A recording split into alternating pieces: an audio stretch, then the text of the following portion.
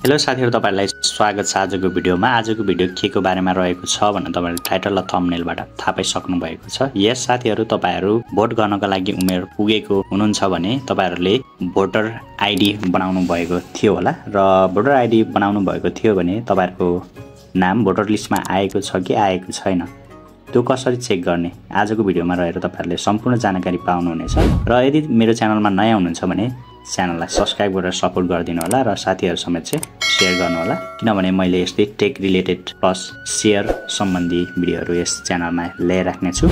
तपाईहरुले voter list check गर्नको लागि तपाईहरुले आफ्नो मोबाइलमा रहेको ब्राउजर ओपन गर्नु होला। तपाईहरुले जुनसुकै ब्राउजर भए पनि हुन्छ र अहिलेलाई मैले ब्रेभ ब्राउजर ओपन गरे। तपाईहरुले यहाँ सर्च गर्न सक्नुहुनेछ election.gov.np भनेर यसरी सर्च गर्नु होला। यसलाई सर्च गरिसकेपछि यस्तो इन्टरफेस खुल्नेछ र यहाँ चाहिँ धेरै अप्सनहरु रहेको छ। यो मध्येमा तपाईहरुले तल रहेको छ मतदाता नामावली भनेको छ र आफ्नो नाम खोज्नुहोस्मा क्लिक गर्नु होला।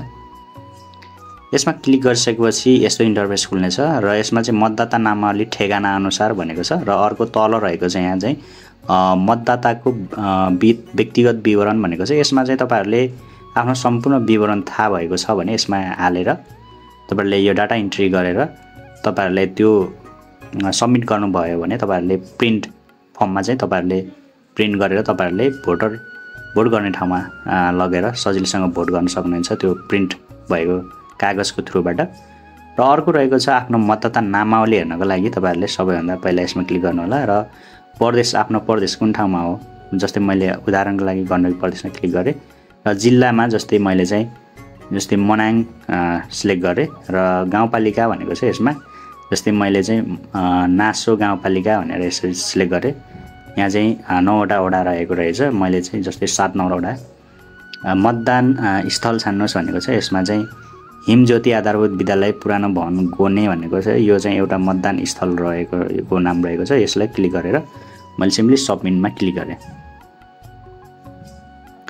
सबमिटमा क्लिक गरिसकेपछि यसमा यस्तो डाटाहरु देखाएको छ र आफ्नो मतदान केन्द्र हेर्नुहोस् भनेको छ। मतदान केन्द्र पनि सजिलैसँग यसमा क्लिक गरेर हेर्न सक्नुहुनेछ र तपाईहरुले आफ्नो नाम केबाट सुरु भएको छ, जस्तै तपाईहरुको अबाट सुरु भएको छ भने अमा क्लिक गरेर सजिलैसँग छिटो हेर्न सकिन्छ।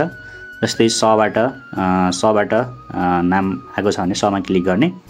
यसरी सबाट जस्तै मैले यसमा समा क्लिक गरे हैन, यसरी सबाट नाम आउँछ र यसमा तपाईहरुले जम्मा 10 वटा डाटा मात्रै देखाएको छ। यो किन भएको छ भन्दाखेरि यसमा 100 मा क्लिक गर्दाखेरि यहाँ 10 मा क्लिक भएको छ। अहिलेलाई तपाईहरुले 100 मा क्लिक गर्नुभयो भने यसरी 100 वटा जस्तै नाम चाहिँ यहाँ देखाएको छ। यसरी तपाईहरुले सजिलैसँग आफ्नो नाम भोटर लिस्टमा छ कि छैन भनेर यसरी यो प्रोसेसको थ्रुबाट तपाईहरुले मोबाइलमै घरमै बसी चेक गर्न सक्नुहुनेछ।